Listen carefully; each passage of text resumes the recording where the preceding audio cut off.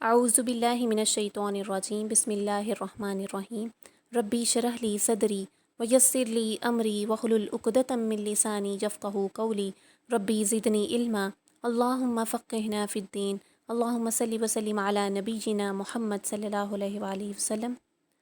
अस्सलामु अलैकुम व रहमतुल्लाहि व बरकातुहू। उम्मीद है आप सब खैरियत से होंगे और ईमान की बेहतरीन हालत में होंगे। आज जो हमने पढ़ना है वो है ज़कात, बुनियादी अरकान में से ज़कात। ज़कात की डेफ़िनेशन कुछ इस तरह है कि शरीयत की जानिब से मुकर्रर करदा इस माल को कहते हैं जिससे अपना नफ़ा हर तरह से ख़त्म करने के बाद रज़ाए इलाही के लिए किसी ऐसे मुसलमान फ़कीर की मलकियत में दे दिया जाए जो ना तो ख़ुद हाशमी हो और ना ही किसी हाशमी का आज़ाद करदा ग़ुलाम हो। अब हाशमी से यहाँ पर क्या जो हमारी मुराद क्या है?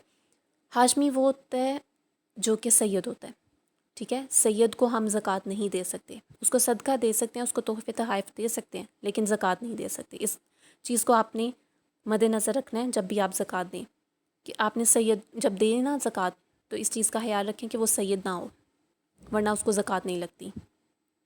ज़कात के लुग़वी मानी होते हैं तहारत और पाकीज़गी के, अफजाइश के, यानी अपने माल को हर तरह से पाक कर देना।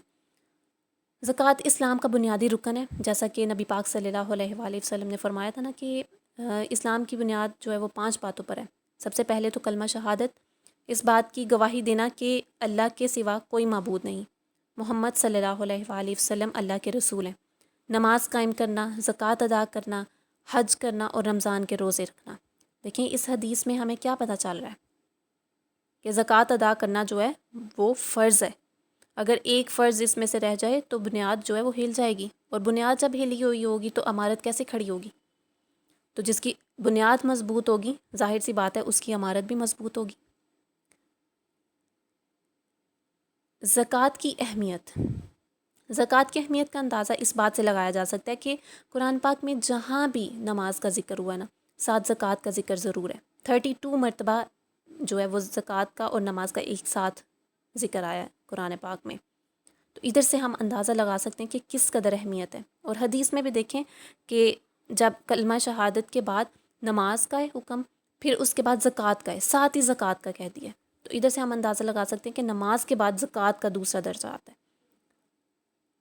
इसके अलावा जो ज़कात देने वाला होता है ना, उसको दुनिया में तो एक खुशी नसीब होती है कि उसका माल जो है वो दुगना हो जाता है, क्योंकि अल्लाह ताला ने तो कहा है ना कुरान पाक में, अगर कर्ज़ दो अल्लाह को अच्छी तरह कर्ज़ देना, यानी कि अल्लाह ताला को अच्छी तरह कर्ज़ देना कि वो 2 गुना करके तुमको दे और तुमको बख्शे। कुरान पाक में ये आता है ना कि वो तुम्हें 2 गुना करके देगा। तो देखें दुनिया में आपको फ़ायदा क्या है कि वो आपके माल में से जब आप ज़कात दे रहे हैं, आप कुछ पोर्शन अल्लाह ताला की राह में दे रहे हैं, तो आपको वो दुनिया में डबल करके देते हैं। फिर आखिरत में तो इसका सवाब भी बहुत ज़्यादा है, आखिरत में भी वो सआदतें समेटेगा, क्योंकि अल्लाह ताला ने अपने नबी के ज़रिए हमें पैगाम पहुंचा दिया ना कि ज़कात अदा करनी है। तो ज़कात अदा जो करेगा अल्लाह ताला के हुक्म को मानेगा, ज़ाहिर सी बात है उसके लिए फिर आखिरत में भी नजात है। अल्लाह ताला ने कुरान पाक में इरशाद फरमाया वाक़िमुस्सलात वातुज़ ज़कात, और नमाज कायम करो और ज़कात अदा करो। सूरत बकरा में नमाज के बाद ज़कात का ही दर्ज आता है। कुरान पाक में जहाँ भी नमाज का जिक्र है वहाँ पे ज़कात का जिक्र ज़रूर मौजूद है। ये महज नदारों और की कफ़ालत और दौलत की तकसीम का एक मौजू तरीन अमल ही नहीं है, बल्कि इबादत है जो कि हमारे कल्ब और हमारे रूह की जो मैल कुचैल है उसको साफ़ करती है। और ज़कात के ज़रिए जो है वो बंदे के अंदर आजिज़ी पैदा होती है, आजिज़ हो जाता है बंदा। वो देखता है कि जिसको मैं अता कर रहा हूँ, जिसको मैं दे रहा हूँ, या अल्लाह ताला जिसके लिए मुझे अपॉइंट किया, अल्लाह ताला ने जिसको देने के लिए, वो बंदा किस कदर मुफलिस है, किस कदर उसके पास इतना कुछ भी नहीं है कि मैं उसे दे रहा हूँ तो मेरे पास इतना कुछ है। उसके अंदर आजिज़ी पैदा होती है अपने से छोटे इंसान को देख के। ज़कात अदा ना करने वालों की सज़ा क्या है? अल्लाह ताला कुरान पाक में सूरत तौबा की आयत नंबर 34 में फरमाते हैं कि जो लोग जमा रखते हैं सोना और चांदी और इसको खर्च नहीं करते अल्लाह की राह में, सो इनको खुशखबरी सुना दें दर्दनाक अज़ाब की। देखें अल्लाह ताला क्या फरमा रहे हैं कि जो लोग अपनी जो सोना चांदी है, अपना माल है, इसको जमा कर करके रखते हैं और अल्लाह ताला की राह में खर्च नहीं करते, जबकि हुक्म है, हमें हुक्म है इस चीज़ का, हम नहीं खर्च कर रहे, तो फिर दर्दनाक अज़ाब भी है। بہت سارے لوگ اس بات کو کہتے ہیں کہ اللہ تعالیٰ تو رحیم ہے، اللہ تعالیٰ تو کریم ہے، وہ تو کرم کرنے والے ہیں، وہ رحم کرنے والے ہیں۔ وہ رحم کرنے والا اور کرم کرنے والے تب ہیں جب آپ بھی ان کے بتائے ہوئے اصولوں پہ چلیں۔ ہمیں دنیا میں رہنے کے لیے، اپنی سوسائٹی میں رہنے کے لیے کچھ رولز اور ریگولیشنز ہم نے فالو کیے ہوتے ہیں۔ اسی طرح جب اللہ تعالیٰ نے اس دنیا کو بنایا تھا تو کچھ رولز اور ریگولیشنز رکھ دیے تھے، اس کو فالو کرنا ہے تو تبھی آپ کی نجات ہے، ورنہ آپ کو نجات کا کوئی ذریعہ ہی نہیں ہے، پھر تو دردناک عذاب ہی ملنا نا۔ تو اللہ تعالیٰ ہم سب کو اس چیز سے محفوظ رکھیں۔ جو ہم میں صاحب نصاب ہیں، اللہ تعالیٰ ان سب کو توفیق دیں کہ وہ زکوٰۃ ادا کریں، اور اگر جس کو نہیں پتہ وہ آج کے لیکچر سے اس کو سیکھے۔ ہاں، اور کچھ لوگوں کو نہیں پتہ ہوتا کہ زکوٰۃ ہم نے کس طرح سے ادا کرنی ہے، کس کس چیز پہ زکوٰۃ ہو سکتی ہے، کتنے % ہم نے دینی ہے، اور کچھ لوگ اس کے بارے میں بہت غلط نظریات بھی رکھتے ہیں زکوٰۃ کے بارے میں، کہ آپ نے سونا پہن لیا تو پھر زکوٰۃ نہیں ہوگی، آپ نے یہ کر لیا تو پھر زکوٰۃ نہیں ہوگی، آپ رہ رہے ہیں۔ ایسا کچھ نہیں ہے۔ آپ نے سونا پہنا بھی ہوا ہے نا، 7.5 تولہ سونا آپ نے گلے میں بھی پہنا ہوا ہے، پھر بھی اس پہ زکوٰۃ ہے۔ یہ نہیں کہ آپ نے اس کو یوز کر لیا تو پھر اس پہ زکوٰۃ نہیں ہوگی، ہے تو صحیح نا آپ کے پاس، اس پہ زکوٰۃ ہوگی۔ تو اللہ تعالیٰ ہم سب کو اس طرح کی باتوں سے محفوظ رکھیں، ہم سب کو توفیق دیں اپنی راہ میں خرچ کرنے کی۔ زکوٰۃ کی اقسام کیا کیا ہیں؟ سب سے پہلے تو آپ نے دیکھنا ہے کہ سونا چاندی پہ زکوٰۃ ہوتی ہے، ٹھیک۔ پھر اس کے بعد جو آپ کی زمین کی پیداوار ہے، یعنی کہ جو فصلیں وغیرہ اس سے آپ کو جو حاصل ہوتا ہے مال، اس پہ زکوٰۃ ہے۔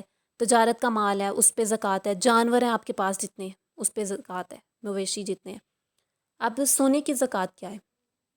کب آپ نے دینی ہوتی ہے؟ جب کتنا سونا ہو، 7.5 تولہ سونا ہو، یعنی کہ 87 گرام سونا آپ کے پاس ہو تو آپ نے زکوٰۃ دینی ہے، واجب ہے زکوٰۃ آپ پہ، آپ نے دینی ہی دینی ہے، اس میں کسی صورت معافی نہیں ہے آپ کو۔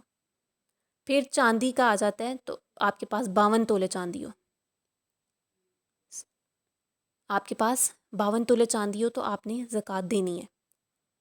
پھر اس کے بعد شرح زکوٰۃ میں نے آپ کو بتائی کہ 2.5% جو ہوتا ہے نا مال کا حصہ، تو آپ نے وہ ادا کرنا ہوتا ہے۔ Zakat is a religious obligation for all Muslim who meet the necessary criteria to donate a certain portion of their wealth each year to charitable causes. It is said to purify yearly earnings that are over and above what is required to provide individuals and their families with their essential needs. زکوٰۃ کیا ہے؟ یہ تو ایک بنیادی رکن ہے نا، اور اس کا مقصد کیا ہے کہ آپ نے تھوڑا سا پورشن، یعنی کہ 2.5% آپ نے اپنے مال میں سے چیریٹی کر دینی ہے، غریبوں کو دے دینا ہے۔ اس کا آپ کو فائدہ کیا ہوگا کہ وہ چیز جو آپ کی سال کی انکم ہوگی نا، اس کو پیوریفائی کر دے گا، اور آپ کو اس جو آپ کا مال تھا اس سے محبت بہت زیادہ ہو جاتی ہے۔ تو اللہ تعالیٰ وہ مال کی محبت بھی تھوڑی اپنے ہمارے دل سے ختم کرنے کی کوشش کر رہے ہوتے ہیں اس کے ذریعے۔ اب کچھ لوگوں کو نہیں پتہ ہوتا کہ کتنی زکوٰۃ دینی ہے ہم نے۔ ہاؤ مچ زکوٰۃ do you pay? Only 2.5%. Zakat is charged at the rate of 2.5. This is means you should donate 2.5 of your wealth, which exceeds the nisab value. یعنی کہ جو صاحب نصاب ہوتا ہے نا، جو مسلمان صاحب نصاب ہے، اس نے اپنے مال میں سے صرف اور صرف 2.5% آپ نے دینا ہوتا ہے، 2.5%، جسٹ، زیادہ نہیں۔ اب یہاں پر سوال اٹھتا ہے کہ صاحب نصاب کون ہے؟ جس کے پاس 7.5 تولہ سونا اور 52 تولہ چاندی ہو، یا اس کے برابر جتنی بھی مالیت ان کی بنتی ہے وہ آپ کے پاس پیسے ہوں، پلاٹ ہو یا کچھ بھی، تو آپ پہ زکوٰۃ واجب ہے۔ زکوٰۃ کی اقسام دیکھ رہے تھے ہم، تو سب سے پہلے سونا اور پھر چاندی، پھر آ جاتی ہے آپ کی جو زمین پہ اگنے والی فصل ہے۔ زمین پہ آپ کی جو اگنے والی فصل ہے، اس کا اگر آپ کی 20 من وہ فصل ہے تو اس پہ آپ کو زکوٰۃ واجب ہے۔ پھر اس کے بعد آ جاتی ہے آپ کی جو تجارت کا مال ہوتا ہے۔ تجارت کا مال میں کچھ لوگ کہتے ہیں کہ ہم نے تو تجارت کے مال میں یہ نہیں ہوتا کہ آپ نے 1 سال سے پہلے ہی وہ خرچ کر لیے ہیں سارے پیسے، یا اس میں سے تو اس پہ آپ زکوٰۃ دیں، ایسا نہیں ہوتا۔ اس میں جو آپ نے مال جمع کر کے رکھا ہے، تجارت کے ذریعے سے جو مال آپ نے جمع کر کے رکھا ہوا ہے، اس کو اگر 1 سال گزر گیا اور وہ اتنا بن رہا ہے کہ آپ 7.5 تولہ سونا اور جو 52 تولہ چاندی ہے اس کی مالیت کا وہ بن رہا ہے، تو پھر آپ نے اس پہ زکوٰۃ ادا کرنی ہے، ادروائز آپ نے اس پہ زکوٰۃ ادا نہیں کرنی۔ پھر اس کے بعد آ جاتا ہے مویشی، جانور جو ہوتے ہیں، جانوروں پہ جو ہے وہ زکوٰۃ ہے۔ جس طرح کہ اگر آپ کے پاس 5 اونٹ ہیں تو آپ نے 1 بکری زکوٰۃ اس کی بنتی ہے، 10 اونٹ ہیں تو 2 بکریاں، اور 40 بکریوں سے کم اگر آپ کے پاس بکریاں ہوں نا، 40 بکریوں سے کم، تو اس پہ زکوٰۃ نہیں ہے۔ اگر 40 سے زیادہ ہوں تو اس پہ زکوٰۃ بنتی ہے۔ اسی طرح گائے اور بھینس کا بھی ہے، اس پہ بھی زکوٰۃ بنتی ہے اگر وہ 1 سال آپ کے پاس رہے ہیں تو، ادروائز آپ کی زکوٰۃ نہیں بنتی۔ پھر اسی طرح جو کرائے پر مکان دیے جاتے ہیں نا کرائے پہ، تو اس پہ آپ نے، اس پہ زکوٰۃ نہیں ہوتی جو کرائے پہ آپ نے مال دیا ہوا ہے، یعنی کہ جو آپ نے اپنا مکان دے دیا ہوا ہے کرائے پہ، اس پہ زکوٰۃ نہیں بنتی۔ ہاں اگر اس کا جو کرایہ ہے وہ آپ کو آتا ہے اور اتنا کرایہ ہو جو کہ آپ کو صاحب نصاب، جو میں نے آپ کو بتایا کہ اتنا ہو، اتنی مالیت کا ہو کہ آپ پہ زکوٰۃ فرض ہو جاتی ہے، تو اس مال میں سے آپ نے 2.5% دینا اللہ کی راہ میں، زکوٰۃ پھر بنتی ہے۔ پھر اسی طرح گاڑیاں جو آپ کی پرسنل یوز میں ہیں اس پہ زکوٰۃ نہیں بنتی، لیکن اگر آپ کے پاس 1 سال وہ گاڑی رہی ہے، یا اس سے آیا گیا جو کرایہ ہے، یا جو آپ کے پاس انویسٹمنٹ ہے اتنی آ گئی ہے، تو پھر آپ نے اس پہ بھی زکوٰۃ دینی ہے۔ پھر اس کے بعد آ جاتا ہے یہ جو پلازے اور مکان وغیرہ ہم خریدتے ہیں، پلاٹس وغیرہ لے لیتے ہیں، تو آپ نے وہ نفع کے لیے رکھے ہیں کہ اس پلاٹ سے ہمیں نفع حاصل ہوگا۔ 1 سال اگر ہو جاتا ہے اس پلاٹ کو اور اس کی مالیت اتنی بنتی ہے کہ وہ 7.5 تولہ سونا اور 52 تولہ چاندی کے برابر اس کی مالیت بن رہی ہے، تو پھر آپ نے اس پلاٹ کی بھی زکوٰۃ ادا کرنی ہے، آپ کو کرنی ہوگی، ٹھیک ہے؟ آپ اگر نہیں کریں گے تو پھر عذاب کے مستحق ہوں گے۔ اللہ تعالیٰ ہم سب کو محفوظ رکھیں اس چیز سے۔ اب ہے کہ زکوٰۃ کس کس کو دی جا سکتی ہے، زکوٰۃ کے مصارف کیا کیا ہیں، کن کن لوگوں کو زکوٰۃ دی جا سکتی ہے، یہ ہم پڑھیں گے اب۔ 8 قسم کے لوگوں کو جو ہے وہ زکوٰۃ دی جا سکتی ہے۔ 8 ہیں زکوٰۃ کے مصارف۔ سب سے پہلے تو فقیر، وہ شخص جس کے پاس نہ مال ہو اور نہ ہی کمانے پر قادر ہو۔ پھر آ جاتے ہیں مساکین، وہ شخص ہے جس کی آمدنی سے خرچہ پورا نہ ہوتا ہو۔ پھر آ جاتے ہیں عاملین، یہ وہ لوگ ہیں جو زکوٰۃ کا مال جمع کرتے ہیں۔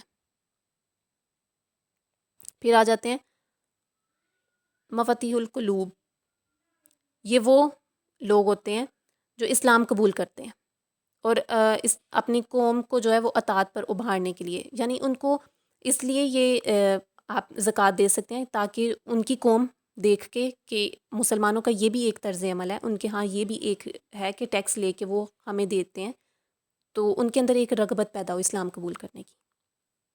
پھر آ جاتا ہے 5ویں نمبر پر مکاتب، اس کا حصہ اسے اور اس کے آقا کو دینا جائز ہے، اور آقا اپنے مکاتب غلام کو زکوٰۃ نہیں دے سکتا۔ پھر آ جاتا ہے 6 نمبر پہ غارمین، اس شخص کو کہتے ہیں جو کسی جائز کام کے لیے قرض لیتا ہے اور یہ فقیر ہے، جو اتنے مال کا مالک نہیں ہوتا کہ قرض ادا کر سکے، اس کو آپ دے سکتے ہیں۔ پھر آ جاتا ہے مجاہد، وہ ہے جس کا نام وظیفہ حاصل کرنے والے لوگوں میں رجسٹر ہو، اگرچہ وہ مالدار ہو لیکن اس سے اس کا حصہ دیا جائے گا، مجاہد کو زکوٰۃ میں دے سکتے ہیں آپ۔ مسافر، جس کے پاس اتنا مال نہ ہو کہ وہ زکوٰۃ دے سکے، یا اتنا مال نہ ہو کہ وہ گھر تک پہنچنے کے لیے اس کے پاس اتنا مال ہی نہیں ہو، تو آپ اس صورت میں اپنے جو ہے کچھ پیسے نکال کے زکوٰۃ کے طور پہ آپ اس کو دے سکتے ہیں۔ ان لوگوں کو ہم زکوٰۃ دے سکتے ہیں۔ اب ہمارے ہاں کیا ہوتا ہے کہ لوگ زکوٰۃ سے بچنے کے لیے بڑی ہیلے بہانے کرتے ہیں کہ نہیں یہ تو ہم نے سونا پہنا ہوا ہے، اس پہ تو زکوٰۃ نہیں ہوگی، یہ ہمارا 1 سال، وہ زکوٰۃ نہ دینے کے ڈر سے وہ مکان جو آپ نے 2 سال بعد، 3 سال بعد یا 4 سال بعد بھی آپ نے فروخت کرنا تھا، اس کو 1 سال کے اندر اندر ہی آپ بیچ دیتے ہیں۔ تو اللہ تعالیٰ تو نیتوں سے واقف ہے نا، زکوٰۃ پہ بھی آپ کی نیت دیکھی جاتی ہے۔ سب سے پہلے اعمال کا دار و مدار نیتوں پر ہی ہوتا ہے۔ سب سے پہلا جو ہم نے ٹاپک بھی پڑھا تھا تو وہ نیت پہ ہی تھا، تو اللہ تعالیٰ آپ کی نیتوں سے واقف ہوتے ہیں۔ آپ اپنے مال میں سے صرف 2.5% بھی اللہ تعالیٰ کی راہ میں نہیں دے سکتے، تو آپ کیسے مومن ہیں بھائی؟ آپ کا اتنا دل ہی نہیں ہے۔ اور وہ جو آپ کو بے حساب دیتا ہے، ان سے کیا حساب کرنا جو آپ کو بے حساب دیتے ہیں؟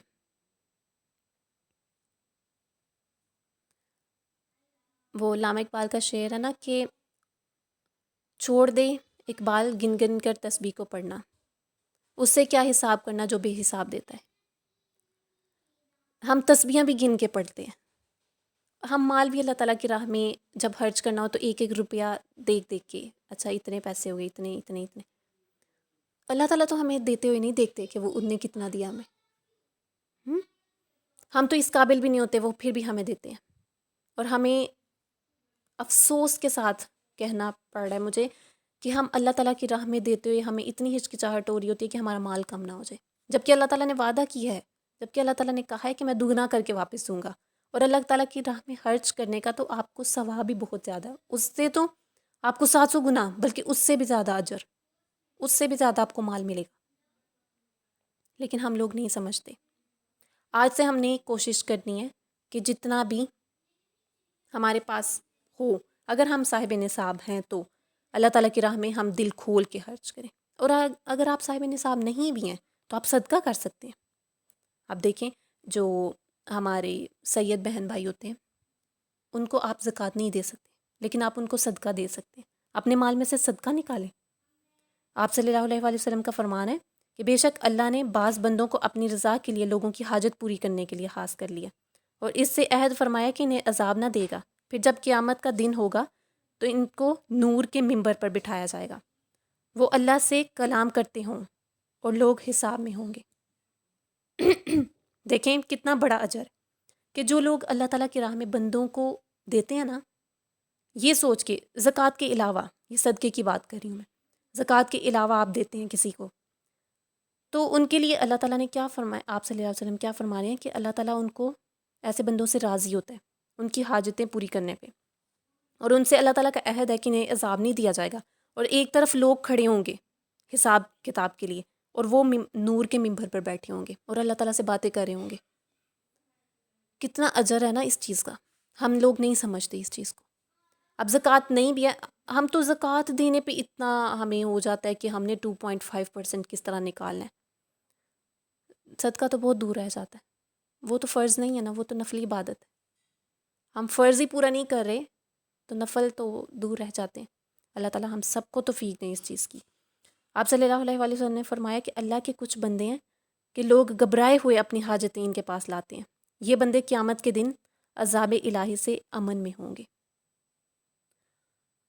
دیکھیں آپ صلی اللہ علیہ وآلہ وسلم نے کتنی پیاری حدیث بیان کیا نا کہ کچھ لوگ جو ہے نا، وہ کچھ لوگوں کو اللہ تعالیٰ نے خود اپوائنٹ کیا ہوتا ہے اس چیز کے لیے کہ وہ لوگوں کی حاجتیں پوری کریں، لوگ ان کے پاس دوڑے آتے ہیں، چاہے وہ مورل ہو چاہے وہ فائنینشیلی ہو، وہ پوری کر رہے ہوتے ہیں۔